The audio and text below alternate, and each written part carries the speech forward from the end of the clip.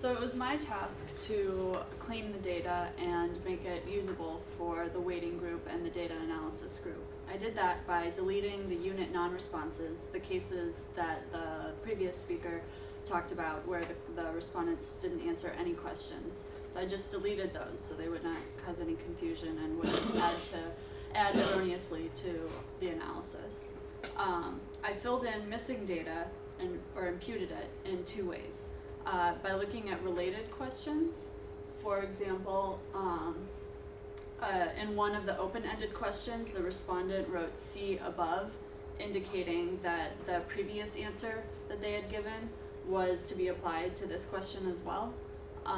So I went back and copied and pasted their previous answer into this so that it would be known even if that question was separated out or all the responses from it were separated out.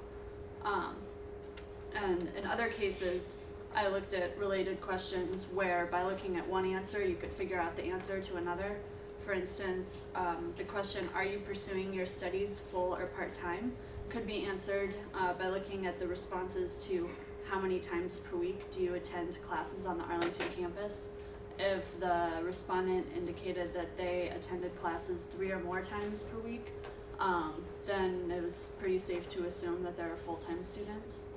So and that's how I answered questions like that. But for other types of questions, I used subgroup analysis, where I looked at the characteristics of the respondents who had actually responded to a particular question, and then applied the characteristics of the majority to the item that was missing. For example, for age group, for sex, for full-time or part-time status, and for program, I was able to look at, what proportion or what share of respondents had some characteristics that applied to responses where one question response was missing. I also coded 3 open-ended questions, and those questions were, the first one, 12-1, is what additional elective offerings are needed, and 12-2 was what new or changed emphasis areas are needed. And in going through the responses, I found that the answers to these questions were quite similar, and thus kind of divided themselves into the same categories. And those codes that I assigned to them were, one was for if their answer indicated a preference for domestic policy courses or emphasis area. So for example, if they said US policy in any way, then that would have been a code 1. And 2 was for international, and these codes were to be expected because as we all know, a majority of our courses do focus on either of these 2 areas. 3 was functional, and I assigned that code to answers that or respondents who showed a preference for classes or emphasis areas that would give them a certain skill set, such as survey methodology.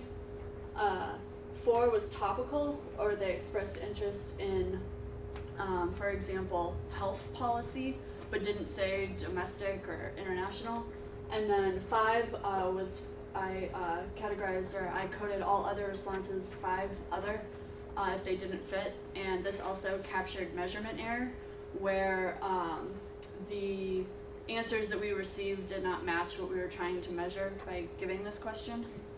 And for question 12-3, which was how can the curriculum be changed to better fit your needs as a student, the codes were a little bit different. And these I categorized basically, the first couple appeared the most in the answers. So many students requested or preferred changes to their schedule, to their electives, and then fewer respondents indicated course content needs, professors, and again, other, to capture a measurement error or any other things that didn't fit in the other categories. And then the weights team took the data.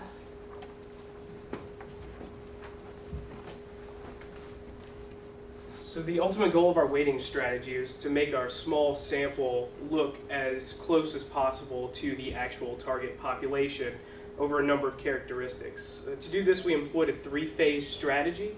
The first strategy involved applying a base weight, which is basically the inverse of the probability of sample selection, which was around 39%. So we ended up applying a base weight to every respondent of 2.52. The second weight was to correct for non-response. Like my previous colleague just mentioned, we divided up and got the response rates for each individual program, and they varied over a pretty wide spectrum. For instance, the Masters of Public Policy had a response rate of about 52%, while the non-degree programs only had a response rate of about 8%. So we ended up applying a different weight to each of these. In the example I just gave, for instance, all of the Masters of Public Policy students would be applied a much smaller weight than the non-degree students. But this corrected for the number of people who were in the sample that didn't respond. And then our third weighting step was to apply post-stratification weights. We did this based on two different criteria that we found in administrative data from the SPP website.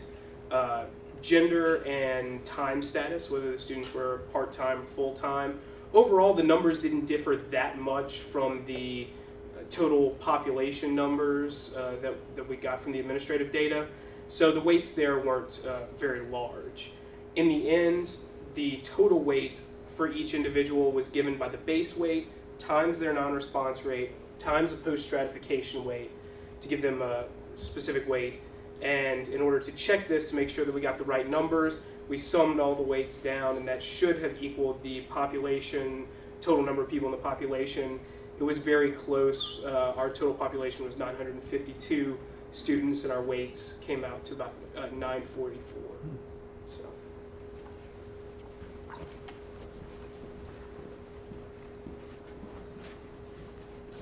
So our group did the data dictionary, which was, I think, the most fun. And we assigned variable names to questions, and we verified codes that were assigned to each response choice. So like a 1 for yes, a 2 for no, a 3 for don't know, although I don't know how people don't know, but they don't know. And so we ultimately created a code book for data use. And we used a variable name, and initially we tried to make it really fancy so we could do it all in 6 characters, but then we decided it was better to use a name that was recognizable. So if we're asking about program, we use program. Subsequent to that, you'll see the question, and then you'll see the response by number assigned. So Masters in Public Policy, 1, 2, and so on. And the one thing that we had to be sure to do is write out the full name as opposed to just an acronym for people who might be using the survey and are unfamiliar with our program. So we assigned response choices and codes, and we modeled it to replicate the American Community Survey codebook in both font and structure, so it was easily recognizable.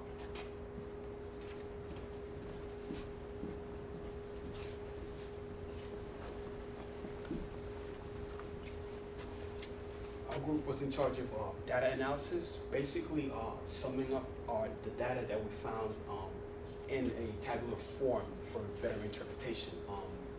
We utilized weighted frequencies.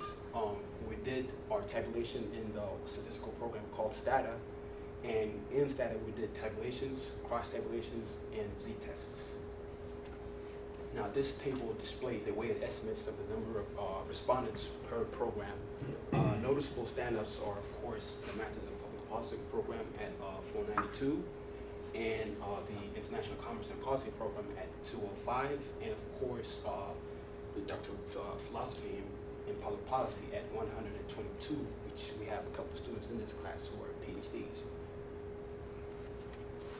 The next table, question 3, shows a tabulation for a single variable, namely question 3, does your concentration adequately cover your interests? 42.77% answered yes, and 42.67% answered no. So there might be some room for some changes in the concentration or more class offerings.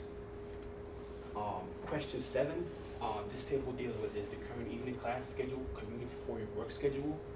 Out of the total weighted estimate respondents of 971, 85.86% answered yes and 9.04 answered no. I would like to add that we also ran a cross tabulation for this question, program versus question 7. So basically we got a cross tabulation with programs, and for all these this yes, no, and don't know, we ran a cross tabulation. And this yielded some very interesting results for the Masters in Public Policy. A total number of respondents, 51.82% answered yes as far as the current evening schedule, finding it convenient for their work schedule. For 51.2 answered they don't know, and 44.38 answered no as far as Masters of Public Policy students go for question 7. Moreover, for the ICP program, 21.43% answered yes, and 26.44 answered no, which shows that as far as the ICP program goes, for this weighted estimate, some of them are not as comfortable with the current evening schedule as far as their work goes. And as far as PhD students go, 21.82% answered yes as far as the adequate schedule of the evening classes, and 9.68% answered no. And there was a 0% respondents for the don't know answer for PhD students. And question 24 dealt with the preference of students taking classes online. 52.32% answered definitely yes. So as far as policy changes go for the curriculum in the School of Public Policy, this can be something that can be taken into account. That concludes the survey data analysis. Okay, thank you. You're welcome. So the final results in total will be provided to the Office of Student Services and to the Dean's Office with the full set of cross tabulations that Steve mentioned, along with the other analysis that was done for the survey. So thank you very much for coming, and thank you all for your hard work on the survey. Thanks very much, Ron.